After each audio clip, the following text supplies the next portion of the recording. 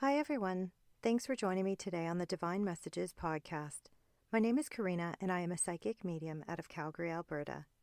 I've debated for a very long time whether to do this episode or not, but in the last week, the message from my guides has been loud and clear. It is time. So here goes. If you have listened to previous episodes, some that I had done a few years ago, you may remember that I had shared that I had struggled with addiction.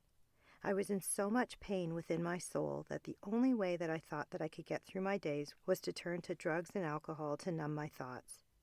I know I may have touched on this in a couple of episodes, but today we are diving much deeper into addiction.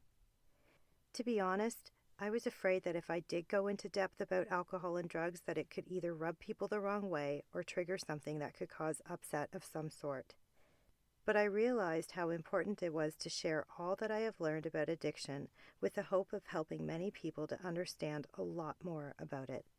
So here goes. A student asked me once in a Reiki class that I was teaching about my previous addiction. She had asked me how it was possible for me to go from being an addict to being able to casually have a drink or two at any given time. And my answer to her was really quite simple and direct. I had said, I have a hold on the addiction. The addiction does not have a hold on me. And at first she seemed rather confused, like how could that even be possible? But when you finally understand the root cause of addiction, everything starts to make sense. I was an addict because I didn't know how to feel my pain and trauma. And that's exactly what the root cause of addiction is: pain and trauma. I haven't met an addict yet that didn't have some sort of trauma that happened to them in their childhood or past. And it is so easy to numb feelings with alcohol and drugs, and sadly, some people don't know how to stop numbing, and that can put them at risk for lower vibrational energy to take over. And I'm going to explain more on that here shortly.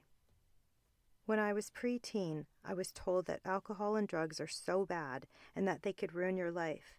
But what I wish that I was told was that actually, alcohol and drugs make you feel fantastic and on top of the world most times.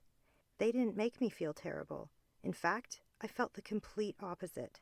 I felt strong, empowered, and I had zero emotional pain. Well, or so I thought. What I didn't realize is that when I was under the influence, I attracted terrible energy and situations to myself. So many that I ended up with 10 times more trauma in my life, and that is why I became an addict. I was constantly needing to numb each new trauma.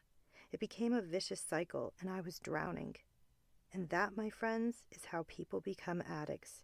Negative energy gets inside, and it's hard to shake. Hence why I'm doing this episode. So I saw this post on Instagram and sent it to a couple of friends a while back. But it was so powerful that I had to do this today. It said, the chilling truth about alcohol. Number 1. Alcohol is a gateway to negative spirits, and it is sold to keep you trapped in a low vibrational state. Number 2. Why do you think that it is referred to as spirits? Number 3. The word alcohol is derived from an Arabic word, al-kul, which in translation literally means body-eating spirit.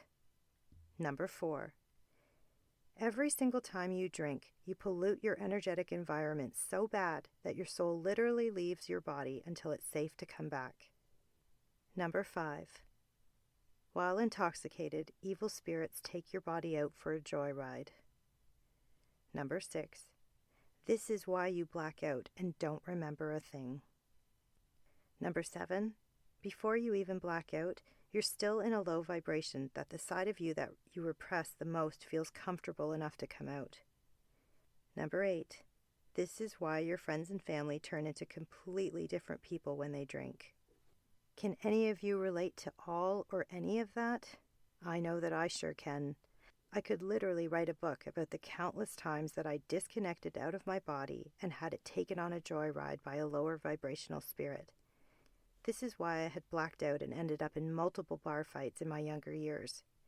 It's also the reason why I had woken up in strange places, not having any memory of the night before, but also having people tell me that they didn't even recognize me while intoxicated because I looked and acted different. I put myself at risk over and over because I had an addiction. And what I thought was making me feel better was actually creating extreme havoc in my life. I had made decisions back then that actually made me cringe with shame and regret, and it took me many years to forgive myself for my actions. And the sad part is that the more mistakes that I made, the more that I numbed because I didn't know how to feel pain or even like who I was. All of the poor decisions led me to hating myself to the very core.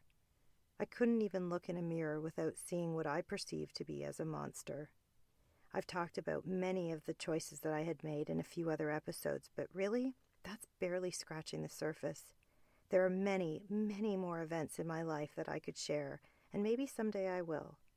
But my point here is how important it is to know about how you put yourself at risk to negative energy when you are under the influence. Since my spiritual awakening over 10 years ago, I've fallen a few times due to alcohol. Not drugs, just alcohol. But before I had those drinks, I was fully aware of the risk, and yet I chose it anyways. I didn't make horrible decisions as I had in my past, but I still had spirits take over, and that led me to fighting with my husband and saying things that I didn't even mean. I remember one specific night out that Nick told me that I had completely changed and that I had become mean, confrontational, and fought with him over nothing. He had said that I didn't even look the same and that my eyes were very different. How awful is that? Any time that I have fallen, and really it's only been a handful of times over the last 10 years, but each time I have woken up the next morning trying to piece my night together as I barely had memory of it. The thing is, though, each of those times, I can go back and remember that those nights that I had fallen were at times in my life when I was really, really stressed out or going through something heavy. And no, I don't mean to imply that I'm making up some sort of excuse. I'm saying that because I want to explain why and how I again put myself at risk for negative spirits to overtake me. When we are stressed out, angry, frustrated, or going through something heavy in life, our vibration becomes very low, which makes us easy targets for lower vibrational spirits. They are searching for hosts. Yes, physical bodies that they can use. So if you are in that state already, and I mean low, and then you add some sort of substance to your being, you become extremely low that your soul can't handle the vibration and will disconnect out of your physical body like a tether or a balloon that floats around. And then your soul waits for you to sober up and come back to you. So does this happen to every single person that drinks? Not necessarily. This mostly happens to people who are extra sensitive, stressed out, or not dealing with their problems. So really, think about that for a second. Let's look at it this way. If I had a terrible, stressful day, and I come home and think, God, I just need a drink right now, I'm already in a low vibe, and all I'm looking for is to numb my feelings. Well, now I'm extra vulnerable and could potentially put myself at risk to spirits. And now let's turn the tables a little bit. If I've had a very good day and want to celebrate something amazing that's happened and I reach for that drink, I'm in a high vibration already, so the soul will block out a lower vibrational attack because it has higher vibrational armor. But again, only to a certain degree. I can't have 2 bottles of wine even if I'm in a happy place because alcohol is still a lower vibrational substance, so everything should be in moderation, of course. The other very important thing is your environment that you are in that can affect your situation. For example, if you decide to have alcohol at home, if your place is energetically clear, that is one of the best places that you could safely drink. The places that could put you at risk are the ones that are low vibrational. So like bars, restaurants, concerts, or even places that are just plain negative. Spirits that are lower roam the earth. That is why they are considered to be earthbound. They haven't crossed over and kind of remain stuck. That's why it's crucial as to where and when you decide to let loose and have a few drinks. Drugs are the same thing, and I'm talking about hard drugs here. Have you ever seen a drug addict with a light around them that is vibrant? I know I haven't. Sadly, they become so low in vibration that they almost look vacant. And again, yes, I know this to be true because it happened to me. I had lost so much of my light and felt so heavy. I wanted to do this episode not to scare anyone at all. I just felt the strong need to share what I have experienced, and hopefully it will help whoever needs it. I am by no means an expert at all. I'm just a mom who happens to be a psychic medium that's wanting to help everyone, especially young people. We recently lost 2 family members to addiction, and that is also why this episode is so important to me. One of them was my father-in-law, and I have mentioned him in another episode. I watched him struggle for 27 years that I have been with my husband. I loved him with all my heart, but being around his energy was also very difficult for me personally as a healer. I could see and feel the negative energy that had attached to him. It was awful. He spent most of his life with his soul disconnected out of his body. So sad.